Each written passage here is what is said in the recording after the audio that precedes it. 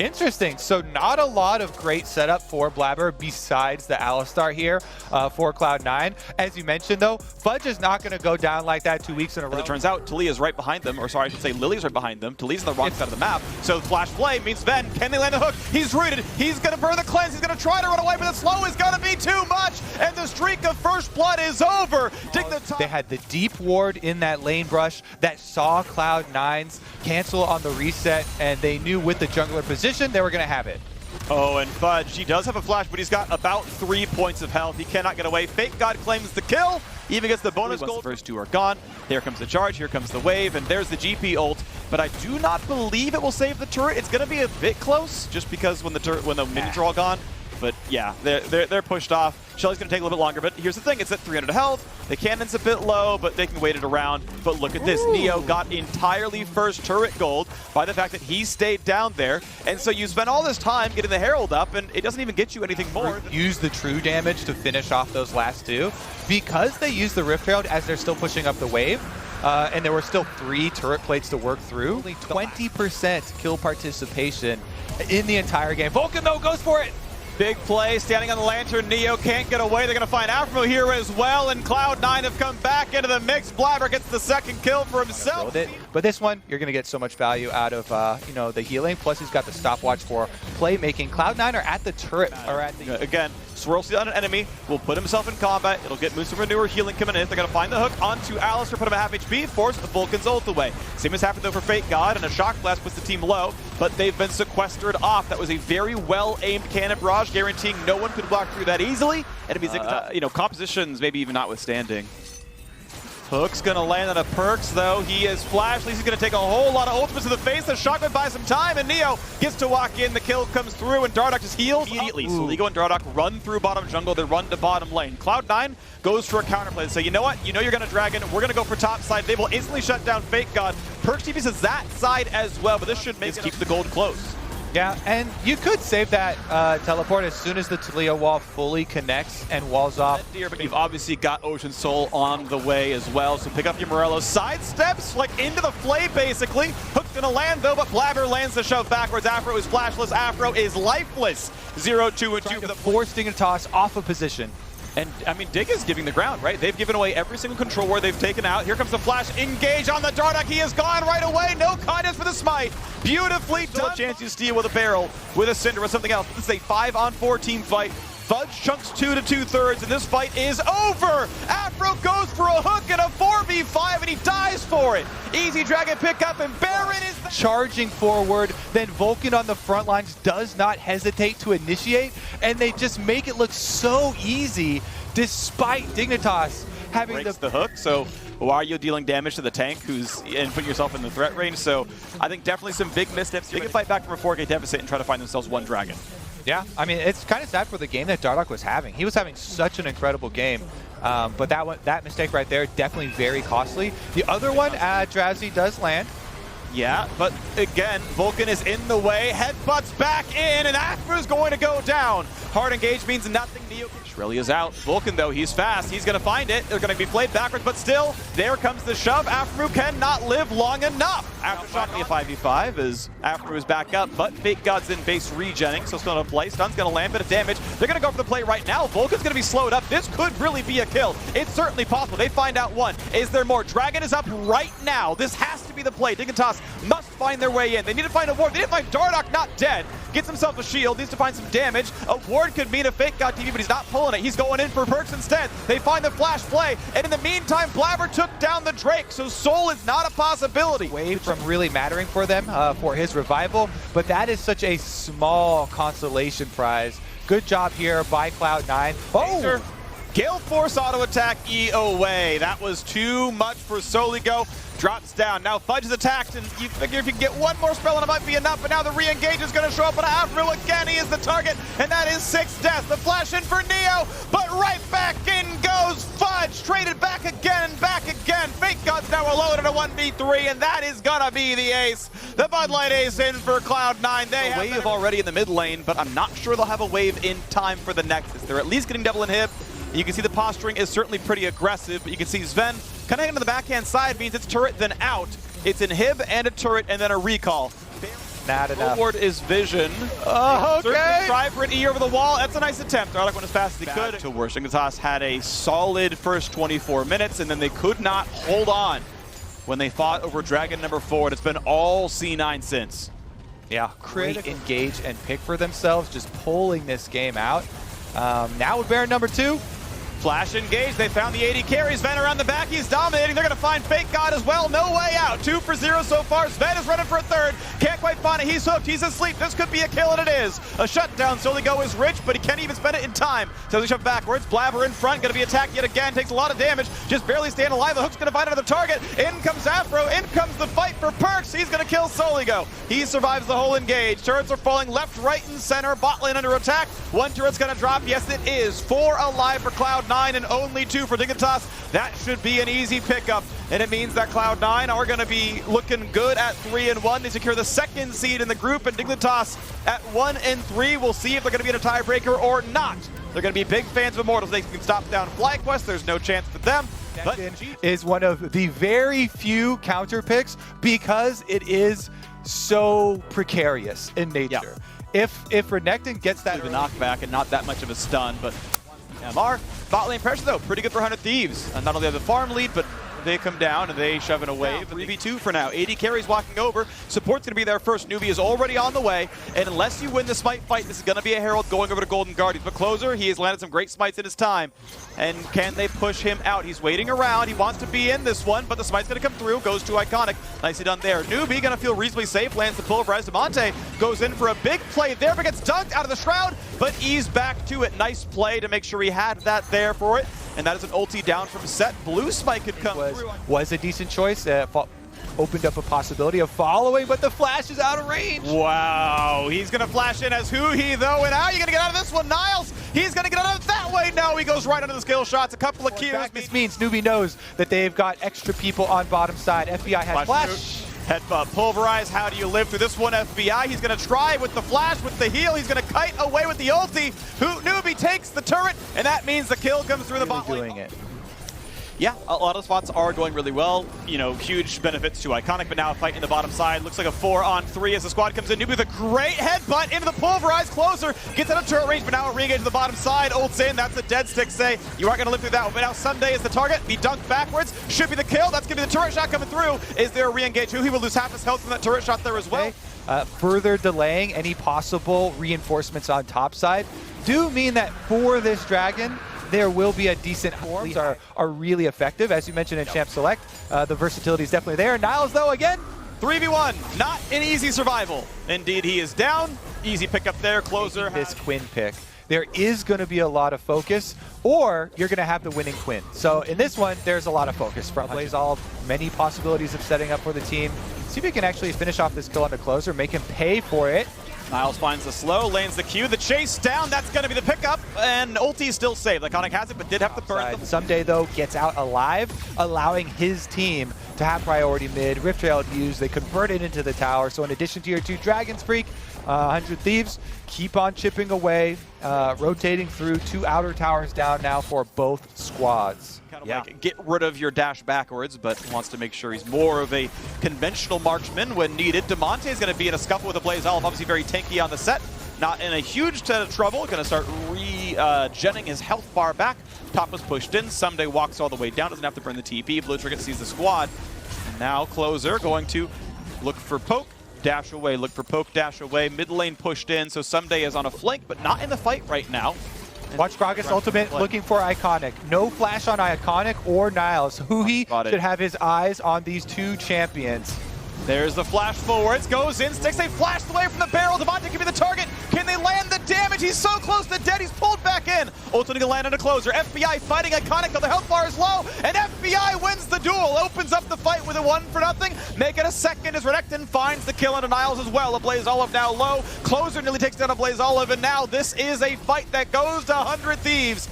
He tried so hard, Stixay got away from the Dragons, but couldn't win the duel. And what a battle. 100 Thieves 2 for 0. The Dragon's going to be theirs as well. Yep, and that is going to be a divide and conquer for 100 Thieves. That's Dragon number 3 for themselves. Only 19 minutes into the game. Very, very quick pace for themselves. Okay, no, there it was. He did both. Okay. I saw it correctly. Yep, we're fine. Now, ooh, Niles stunned up, tries to kite. Gotta be careful. Ruin King means a bit going on as here comes the rest. Who he's there, not Ruin King, just a kill coming through. It was Kraken Slayer. And when you're winning both side lanes here, 100 Thieves have a very, very good time in setting up for their... To go for the big play on the flank. You could find Sixty, you could find Iconic, who he's waiting around the front side. Someday sees a BlazeOlive. They're going to mark each other. Not bad for BlazeOlive to keep the top laner out of this fight, but who he still kites in. Here comes Damonte. Pulled up into the air, but Niles is down to 1/3 of his health bar and suddenly can't fight anymore. Damonte easily cuts back, goes in for Newbie, finds the ultimate. Here comes the hard engage. Niles at 5 health. Sticks save the attack, goes in for the fight. It's nearly enough from Someday, nearly enough for who he as well, but Newbie will drop. It's a 2-for-1. A single kill comes through to a BlazeOlive by knocking down FBI, but he's not going to live much longer. The flash in for Damonte finds the kill under the turret. This is going to be a 3-for-1, make it a 4th. There is no way this Olive is going to live. He is going to drop, and 100 Thieves find a... He's in sync in these team fights already with simultaneous flashes, engages for them. Really, really He did really well even in the 1v1 in the counter pick. He's been outstanding. The flash in for who? He's not going to find too much just yet, neither with the explosive cast. Big knockup comes through from the pulverize. Here's a big sleep as well. Is it going to be better this time around? Who he cutting away? But Golden Guardians cannot find the kill. Mountain Soul at work. There would have been kills if they had any semblance of Dragon control, but 100 Thieves are just too tanky, and we mean it for real this time. Niles gets some damage down to the mid lane. Some teleport. The wards and traps and such are going away, and they're going to go ahead and reset. Here comes the teleport and in for an act-in. A little bit of time built by Damonte, but here comes Someday right up front, gets dunked out, but Newbie's going to drop. Sixty's going to drop as well. Quick 2-for-0, and here comes the rest. Someday burns the stopwatch. He's going gold, and unlike the Golden Guardians, he will live. Out goes Niles, out goes Iconic. They're trying. It's not going to be enough. That's going to be an easy kill onto the jungler. Closer is there. Easy battle this one. Niles is on the run, will survive it. Nice locket comes in, nearly finds himself the kill. Not for lucky, he might have actually gotten it, but Damonte is on the chase. Good sidestep on the E, but realistically, Niles and the rest of the team has to know this one is not going to be a victory. This one's definitely going to be over. Baron will get taken down, and that should allow them to finish up with this push. Oh my goodness, Someday in that fight. So, here we have the rest of the game just to close it on out. At this point, we know it's going to be a victory. Newbie, yeah, he's not going to live. Did pop the ult, came out a little Felios turret gets some damage off onto it, but not enough to knock this one away. Look at Niles, Freaky split pushing. He's the hope. Niles is going for it. Top lane wow. spin. Niles, win. He's on 2 items in the pickaxe. His damage output means he knocks down a turret. They've got 4. Wow, look at him go. Incredible. He knocked down a turret. And somehow you win a team fight. It's unlikely, but that's the way in. All right, well, the real way in is going to be bottom lane for 100 Thieves here. Teleport in for Damonte, 5v5 to end it. Stride breaker in, slowed up by who he punches in, has to burn the stopwatch. The ult's going to come in a second. He's going to try and dies way too fast. And in goes Damonte for a second. A solo coup onto Iconic as the team fight starts 5 versus 3. They're running under the turrets. Who he will just dive right in, find himself a triple and a double in for the Akali. A full house here inside the Golden Guardians base. 100 Thieves against their old team for 4 of them. Knocks down their old squad, knocks down the Nexus, and will take first place in their group. Looking good doing it. 100 Thieves coming in. But let's see what the answer is for Jizuke, for Evil Geniuses. I really think that he has been playing super well, way better than last split that we saw him on EG. A flash in time to get away from the rest of this. But the squad is already. They flash planted in, and it's going to go from bad to worse. Jose Dioto flashed away. He's still played back in. He is always going to die here. First blood goes to Twisted Fate. That maybe that changes things. The opponent. That is a nice hook into a lantern. He's going to go for the flay a little bit afterwards now, and this is going to be a lot of damage to the diamond. Gets the shield on. Guardian helps a little bit. They're going to go for the re-engage now. His exhaust is on Ignar, and they've got Palafox. He's going to find the Q. He's going to run for his life to try to get the kill, and he picks it up. 1 front of the scoreboard. Takes the Q, though, from Svenskeren, who can wait to jump over the wall. So he's going to go for more damage here. Nearly the kill. Has to flash away. Just barely keeps his life. But high effect, where it's not like Jose Dioto is actually part of the fights, but everyone's playing better when he's on the map right now. This is going to be a lot of damage to one at a time. This is going to be a lot of pain. Does have flash. It's not going to help too much. Presses W. Flash the way, but Lantern brings him right back into range, and Diamond should die. Definitely gets himself the kill. 2-1 EG. Really good play here by Ignar. Even has the extra lantern here, making him follow. Diamond does not avoiding that kind of trap. TF Ultimate number 2 about to be available for Jizuke, though. Maybe with the teleport and the Twisted Fate Ultimate, he can make something happen for EG to try and increase this gold lead. little bit of damage there. JoseDioto trying to say, hey, maybe I'm gone. I heralded. Maybe I left. You guys ready to go in for an engage? Now we got to fight in the top side. Only a stun, though. This shouldn't be terribly lethal, but I mean, Licorice is not that durable, and Impact's going to go for the Ornhorn. Explosive cast, not timed well enough. TF's here already, and that is a very dead Gragas. Needed to cast that one earlier, got knocked up. Nice try for the Dragon fight now. JoseDioto going to lifesteal tank against this red big dragon. Gonna get really low though, and that's gonna be dangerous because now the rest of the squad is there. The TPs are burned, and you don't have the people to fight this one off. So Dragon partially resets, is gonna go back, but Smite's gonna be there, gonna be claimed. The Dragon goes over to Svenskeren. And if there's going to be first turret, it may indeed be in that lane. That'll be a really big surge to AP Gragas. Smites the Gromp, and now a fight over towards Ignar. Can he get away with the Blast Plant in time? Yes, almost certainly. Range champs couldn't reach the Blast Plant, but look at that. Solo first turret gold, the plate included, skyrockets Licorice's money. He probably earned about 600 off that play. Interested to see if they can take any recourse on top side to make this worth it, and that's going to be teleport. They're going to collapse on him. Alrighty, Ignar's going to only find himself with the teammate, and it's not much for Deftly to do. Nice body slam, nice cast, nice open up. The ult for good measure. Johnson guarantees the double. But he had to burn it, but I think Seraphine and Misfortune really care. Speaking of Ornn, he's up there. He's going to find a knockup on a Diamond. TF's there as well. Speak of the devil, they've got those cooldowns back, and they've got that kill. No way out for Seraphine. Here in mid right now, JoseDioto and Licorice have joined. Of course, it's a 5-on-4. Impact does not have TP, nor does he have an ultimate. Turret will drop down, and it's 2-0 the turret score. And FlyQuest to win based on their early games. Like, that's how far back they were, that if you gave random teams that much gold, they'd lose 9-1. This time around, though, FlyQuest have been doing a lot better. They've got the gold lead. They've now got a dragon lead. Gold goes back to Tide as top lane turret goes down. But ready, so big possibilities of plays from Palafox.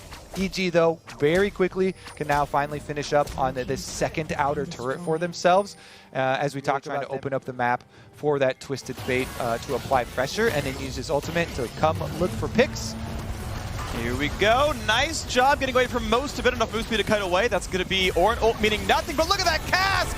That's the open up. That's kill number 1. The double charm might mean kill number 2 and 3, as they will knock down the double. 2 for 2 again for Johnson. The body slam flash means a third. Very, very good targets.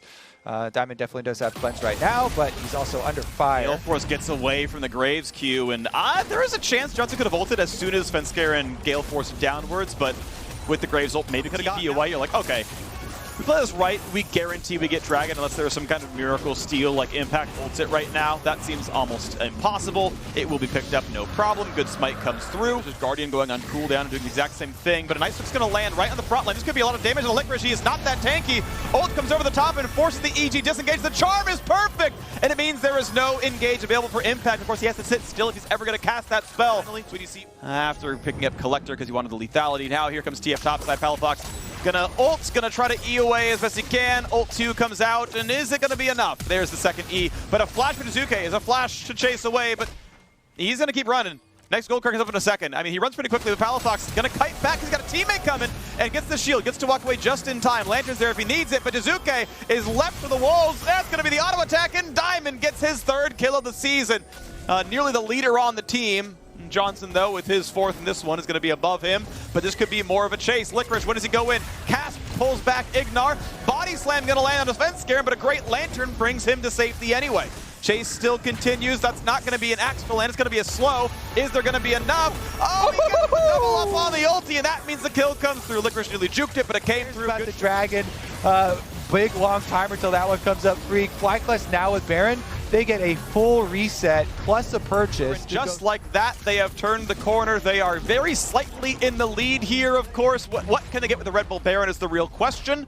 They're certainly giving that Dragon, foregoing their soul, and just running straight up mid, though. Because there's so much more high priority on EG denying it, they actually get a wide open road straight through the base. Jose's calling for inhibitor turret.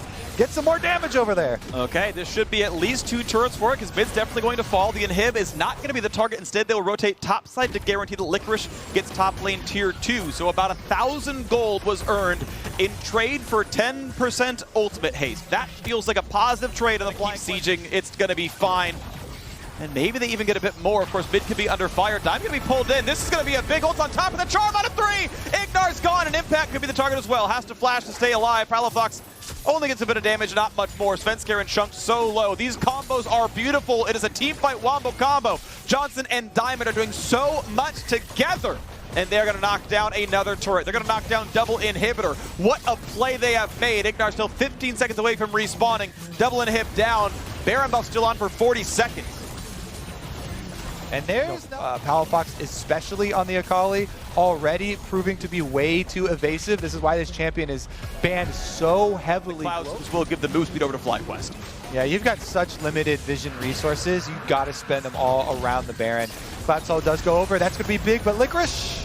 He's very tanky on this orange. We can't be the target. It's going to force the flash to Ignar, though. Impact still on the run. Again, not an easy target. Charm on the 2. In comes the squad, and the Assassins reach the backline. Definitely gets shut down instantly. 4 kills come through as Akali and Olaf shut down a couple themselves. This has got to be the game. TP and a botch grab next turret just for good measure. That's where the waves are, and this should be it. This should be EG finding their first loss. This should be FlyQuest finding their first win.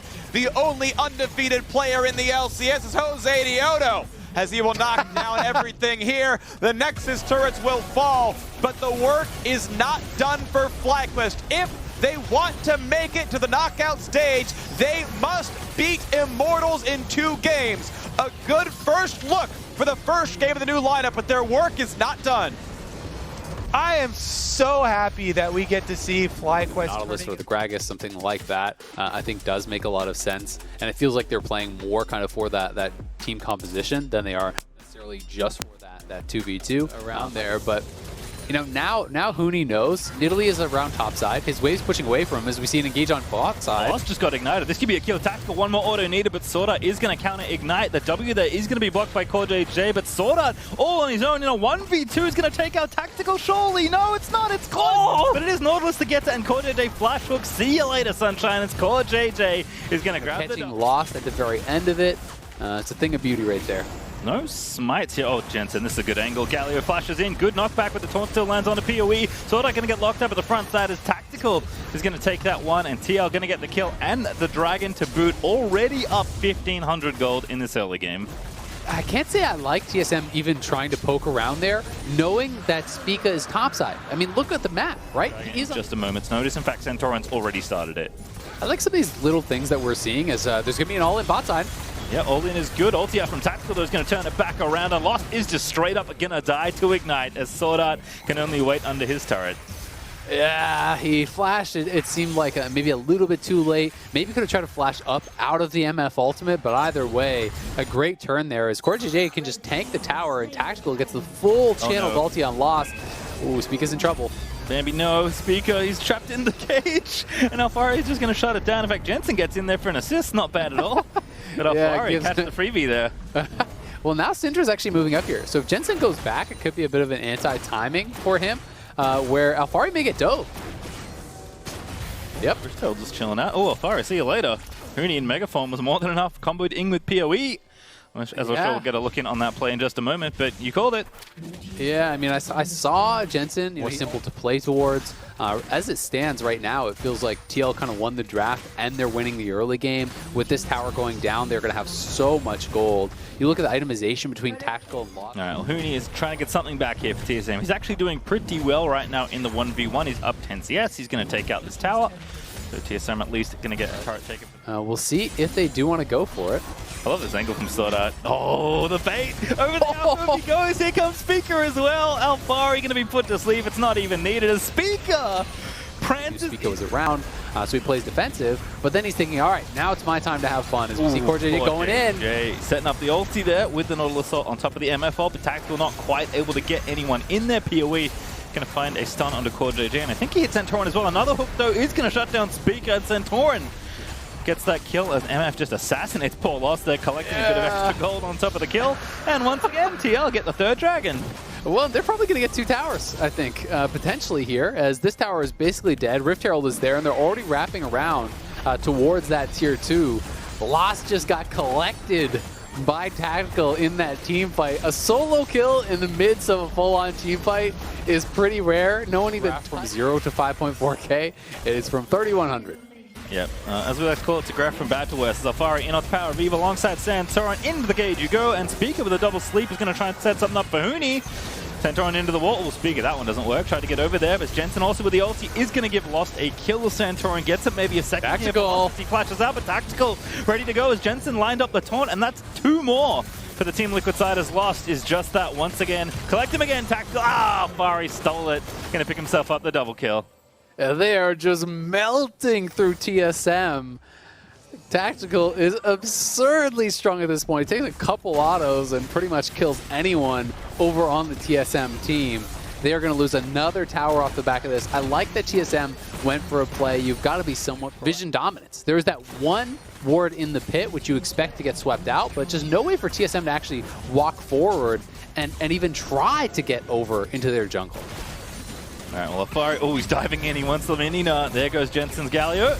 Does get the knock up there, and see you later, Huni, as Alfari's on a rampage. 5 kills now for the Camille, as TL are just going to very effortlessly break this bottom inhib tower and the inhib to go with it. TSM just running out of options here. Speaker's in mid lane trying to counter push, but that's not going to last too long. Pace. It doesn't feel like it's that early, but look at Tactical. He's going to do this guy. Tactical gets another one. Make it kill number 3 only. Involved in 11 to 14. Man. Oh. And more collection here for Tactical. Just grabs the double on the sword out as Alfari is the one to set that up. Santorin's going to go ahead and take the Dragon Sword because Team Liquid are busy starting the Baron on the other side of the map, and it just feels like Team Liquid can do no wrong. Yeah, they are just so much stronger at this point. They can really go anywhere, do anything. They'll collect the soul while getting 2 kills top, while taking the Baron. Everything is theirs on this map. With Speaker dead, TSM knows they have no chance to contest, but it's just getting worse and worse and worse for TSM. 22 Liquid and the Red Bull Baron buff are just going to charge down mid and look to clean up at least one more inhibitor to open up the door to the Nexus. KazaLoLLCShighlights, the insta-flashes in after his ADC gets stunned and Lost. He's just going to get deleted. Not yet. Santorin's going to make it last a little bit. Speaker is out of there as Jensen finds the Justice Punch, and our Power of Evil is also caught between 4 different people as Alfari trying to 1v2 on the other side of the map.